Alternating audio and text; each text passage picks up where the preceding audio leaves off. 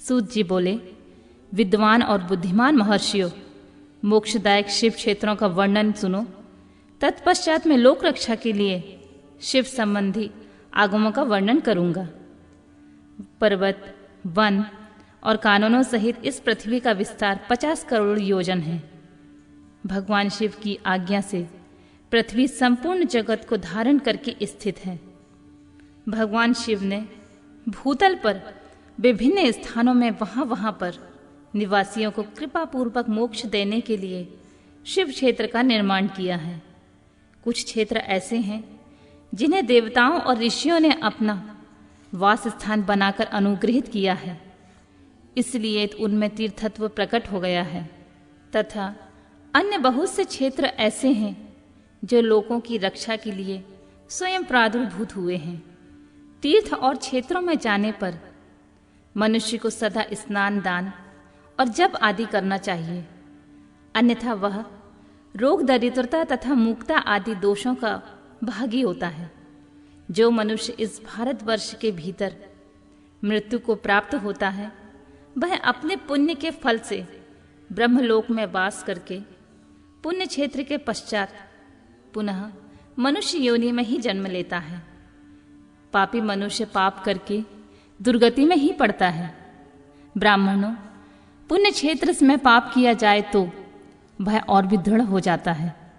अतः पुण्य क्षेत्र में निवास करते समय सूक्ष्म से सूक्ष्म अथवा थोड़ा सा भी पाप ना करें। सिंधु और सतलज नदी के तट पर बहुत से पुण्य क्षेत्र हैं। सरस्वती नदी परम पवित्र एवं 60 मुख वाली कही गई है, अर्थात उसके 60 धाराएं हैं। विद्वान पुरुष सरस्वती के उन धाराओं के तट पर निवास करें, वह क्रमशः ब्रह्मपद को पा लेता है। हिमालय पर्वत से निकली हुई पुण्य सलीला गंगा 100 मुख वाली नदी है।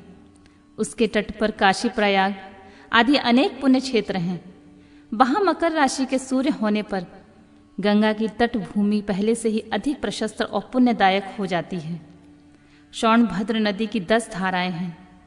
वह बृहस्पति के मकर राशि में आने पर अत्यंत पवित्र तथा अभीष्ट फल देने वाली हो जाती है।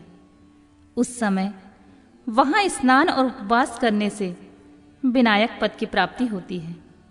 पुण्य सलीला महानदी नर्मदा के 24 मुख, उसमें स्नान करने और उसके तट पर निवास करने से मनुष्य को वैष्णव पद की प्राप्ति होती है। तमसा के 12 मुख और रेवा के 10 मुख हैं। परम पुण्यमयी गोदावरी के 21 मुख बताए गए हैं। वह ब्रह्म हत्या तथा गौवध का पाप का नाश करने वाली एवं रुद्रलोक देने वाली है।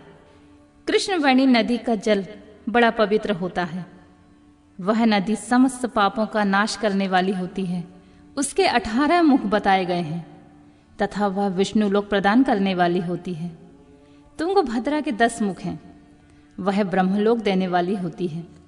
पुण्य सलीला सुवर्णा मुखरी के 9 मुख कहे गए हैं। ब्रह्मलोक से लौटे हुए जीव उसी के तट पर जन्म लेते हैं। सरस्वती नदी, पंपा सरोवर, कन्याकुमारी, अंतरीप तथा शुभकारक श्वेत नदी, ये सभी पुण्य क्षेत्र हैं। इनके तट पर निवास करने से इंद्रलोक की प्राप्ति होती है। सहा पर्वत से निकली हुई महानदी कावेरी परम पुण्यमयी है। उसके 27 मुख बताए गए हैं। वह संपूर्ण अभीष्ट वस्तुओं को देने वाली होती है।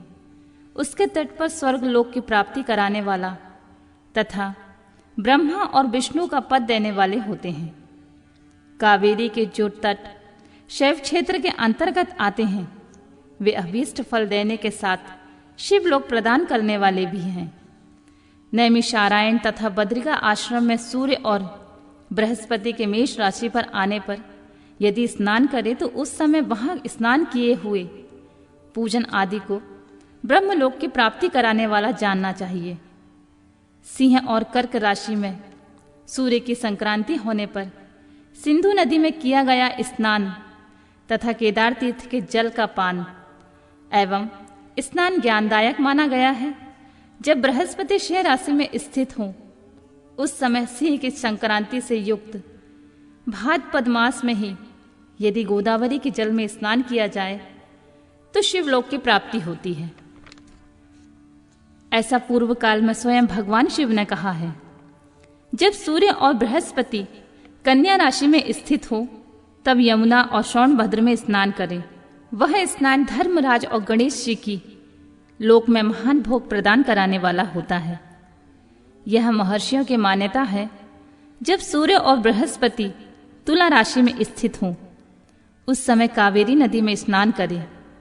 वह स्नान भगवान विष्णु के वचन की महिमा से संपूर्ण अभीष्ट वस्तुओं को देने वाला माना जाता है।